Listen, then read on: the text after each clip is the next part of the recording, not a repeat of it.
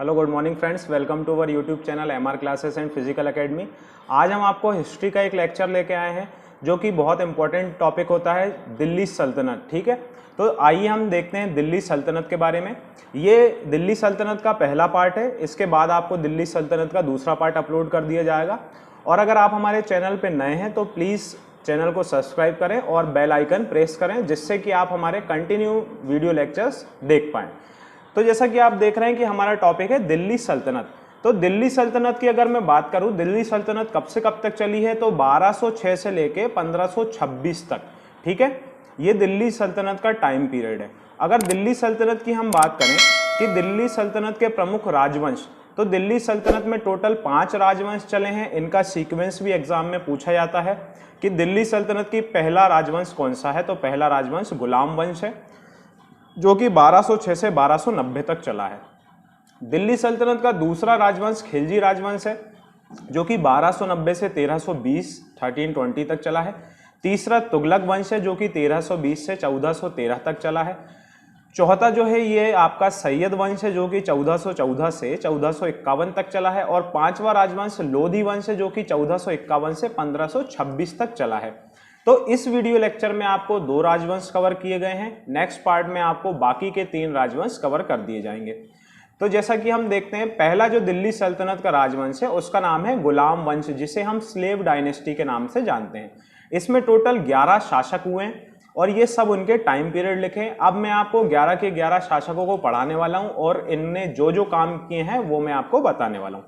तो सबसे पहले अगर हम बात करें कि गुलाम वंश के संस्थापक कौन है, तो ये कुतुबुद्दीन ऐबक है जो कि कुतुबी वंश से संबंधित रखते हैं। ठीक है, कुतुबुद्दीन ऐबक जो है इनकी राजधानी लाहौर रहती है और ये मोहम्मद गौरी के एक गुलाम रहते हैं, जब भी इस वंश का नाम गुलाम वंश पड़ा है। ठीक है, कुतुबुद्दीन ऐबक जो है ये दिल्ली से शासन नहीं करते थे, इनका जो शासन है लाहौर से चलता था और इनकी राजधानी लाहौर है, इसलिए ये दिल्ली के पहले सुल्तान नहीं कहलाएंगे।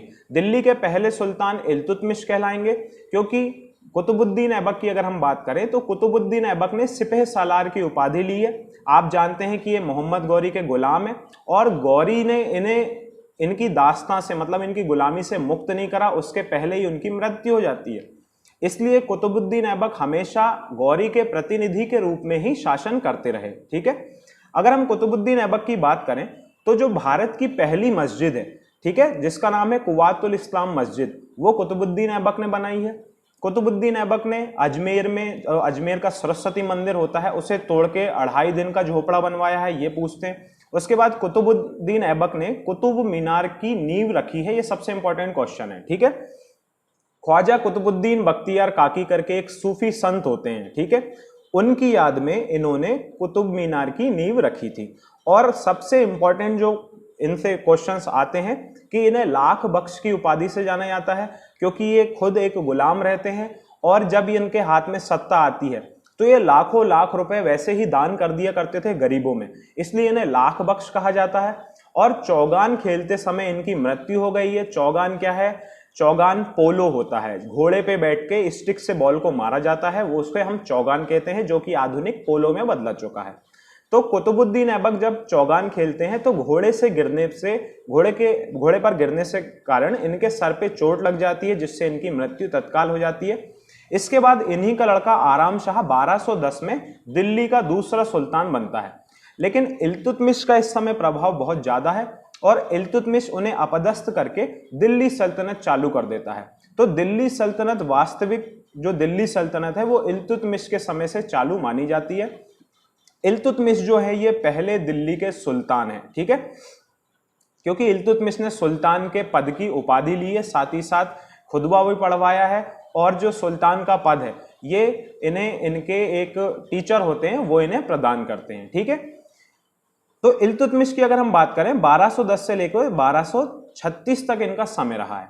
इल्तुतमिश बहुत प्रतापी शासक रहते हैं और जितने क्षेत्र मोहम्मद गौरी छोड़ देता है इल्तुतमिश उन सबको विजित कर लेते हैं। जैसे कि ग्वालियर की इन्होंने विजय की है, मालवा की विजय की है। जो क्षेत्र दिल्ली सल्तनत के अधीन नहीं आते थे, इल्तुतमिश ने उन पे आक्रमण करके उन सबको अपने अधीन कर लिया। इल्तुतमिश की अगर मैं बात करूं तो इल्तुतमिश ने भारत का पहला मकबरा जो कि सुल्तानगढ़ी का मकबरा है, जो कि कुतुब मीनार के बाजू में है, अपने पुत्र की याद में पहला मकबरा बनवाते हैं, सुल्तानगढ़ी का मकबरा। अगर क्वेश्चन आता है कि भारत में मकबरा शैली का जनक किसे माना जाता है, तो उसका आंसर होगा इल्तुतमिश।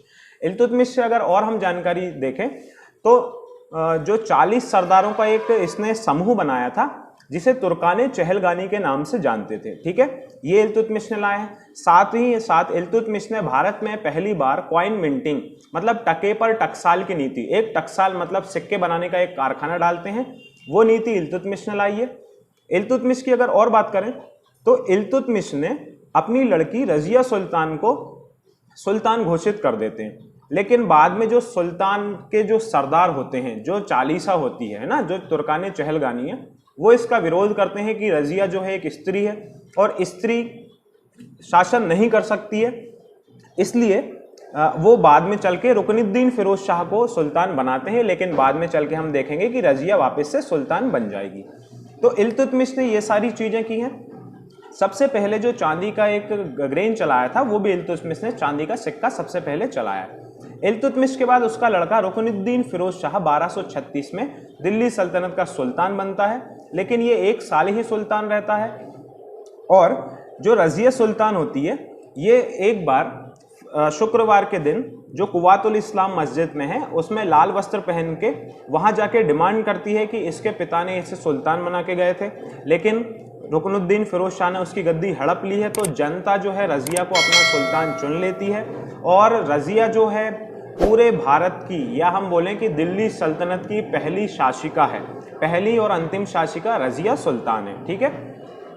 इसके बाद अगर हम बात करें रजिया सुल्तान के बाद, तो रजिया का शासनकाल बहुत कम समय तक चला है, 1236 से 1239 तक, मतलब 3 साल और 18 माह इसका शासनकाल चलता है। इसके बाद मुइजुद्दीन बहराम शाह शासक बनते हैं। नीचे के जो शासक है ये इतने इंपॉर्टेंट नहीं है, क्योंकि इन्होंने ज़्यादा काम नहीं किए हैं। तो रुकनुद्दीन बहराम शाह शासक बनते हैं 1240 से 42 तक।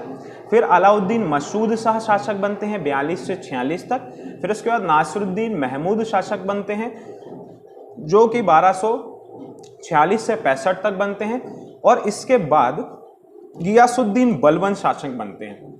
गियासुद्दीन बलबन जो है ये बहुत इंपॉर्टेंट शासक है, क्योंकि बलबन ने नौरोज त्योहार, ठीक है, नौरोज करके एक त्योहार होता है जिस पे ये भाग लिया करता था, ठीक है, जो कि फारसियों का त्योहार है, ठीक है।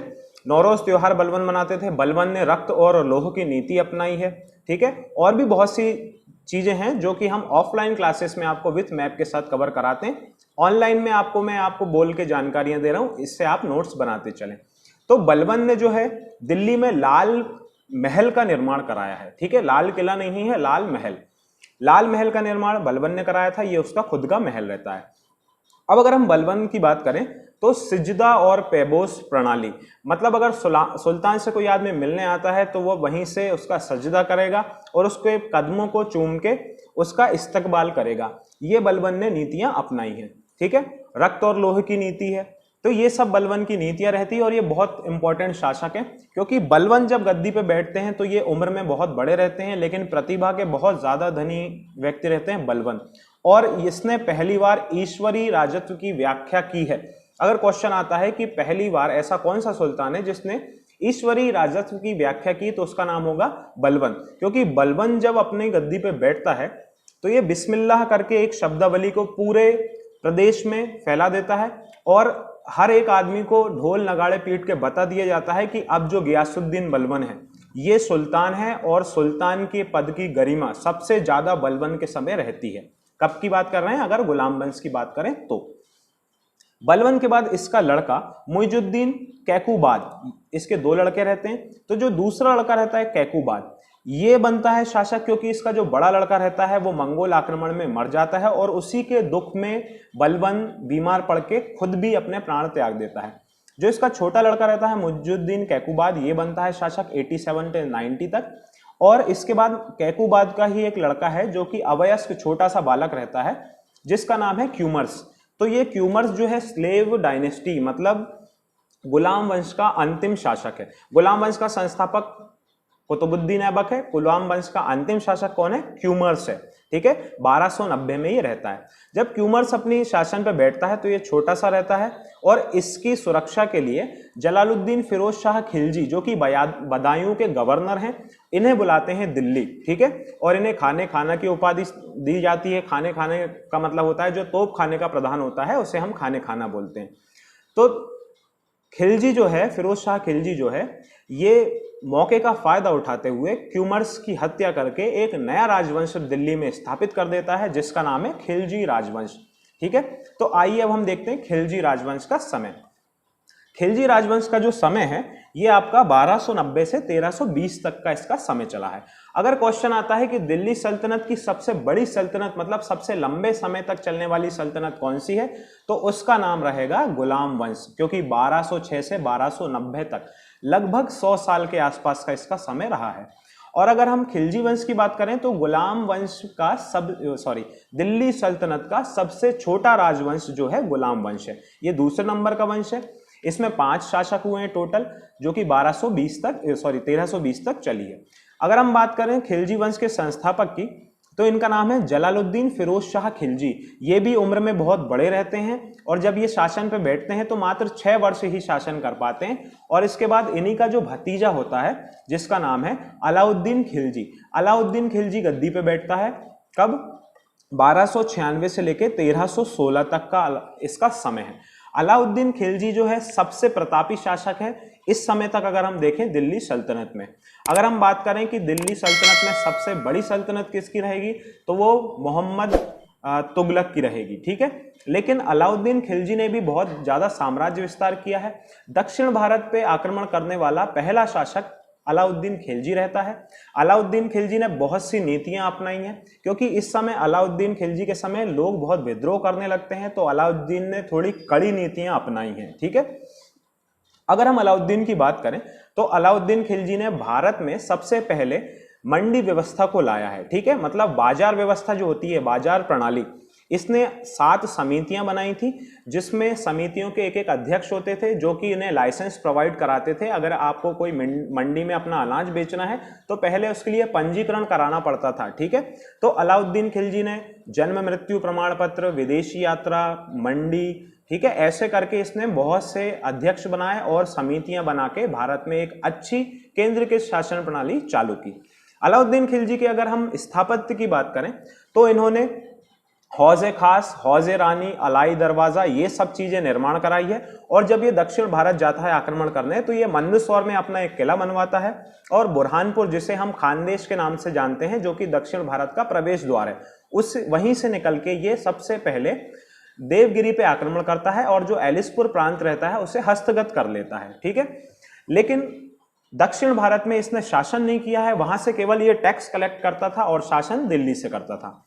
अलाउद्दीन खिलजी जो है बहुत इंपॉर्टेंट शासक हैं क्योंकि हम देखते हैं इन्होंने राजपूत राजाओं को बहुत ज्यादा तंग किया है। आपने पद्मावती का नाम सुना होगा, उसकी मूवी भी आ चुकी है कि पद्मावती से पे ये बहुत ज्यादा प्रभावित होते हैं। और जो राणा रवल रतन सिंह रहते हैं वो उनकी वाइफ रहती हैं पद्मावती, जो कि चित्तौड़ के शासक रहते हैं। तो अलाउद्दीन उन्हें युद्ध में परास्त कर देता है, लेकिन पद्मावती जो है वो जौहर कुंड में अपने आप का आत्मदाह कर लेती हैं और अलाउद्दीन खिलजी के हाथ कभी नहीं आ पाती। और अलाउद्दीन खिलजी जो है ये बहुत इंपॉर्टेंट शासक इसलिए हैं क्योंकि इन्होंने भारत में सबसे पहले घोड़ों को दागने की प्रथा और हुलिया की प्रथा लाया है। जैसा कि हम जानते हैं कि आर्मी और पुलिस की एक ड्रेस होती है, यह ड्रेस का कॉन्सेप्ट अलाउद्दीन खिलजी के समय से चालू हुआ है, जिससे कि लोग आम जनता और सैनिकों में अंतर कर पाए। साथ ही साथ हम देखते हैं कि जो प्रशासन की गाड़ियां होती हैं उनके नंबर्स अलग होते हैं। एमपी जैसे एमपी की अगर हम बात करें MP 01, MP 02, तो ये जो प्रणाली चलती है 1 और 2, ये जो रहती है ये शासन की गाड़ियां होती हैं। ऐसे ही जो सेना के घोड़े होते थे उन पे ये उनके दागते थे, ठीक है, उन पे एक ठप्पा लगाते थे जिससे समझ में आए कि ये सेना के घोड़े हैं। तो अलाउद्दीन ने बहुत सी चीजें इस प्रकार की हैं सॉरी। अब हम देखते हैं तीसरे शासक जिसका नाम है शिहाबुद्दीन उमर। तो शिहाबुद्दीन उमर जो है 1316 मात्र 35 दिन शासन कर पाते हैं, क्योंकि शिहाबुद्दीन उमर एक अल्पवयस्क शासक होते हैं जो कि अलाउद्दीन खिलजी के ही पुत्र हैं। और अलाउद्दीन का एक सेनापति होता है जिसका नाम है मलिक काफूर। तो जो मलिक काफूर होता है वो अलाउद्दीन का प्रमुख सेनापति है और उसी ने दक्षिण भारत के कई प्रांत जीत के अलाउद्दीन खिलजी को सौंपे हैं। और अलाउद्दीन की मृत्यु के बाद मलिक काफूर चाहता है कि वो शासक बने, इसलिए वो शिहाबुद्दीन उमर का संरक्षक बन जाता है और बाद में शिहाबुद्दीन उमर को हटा के थोड़े दिन के लिए खुद भी शासक बनता है।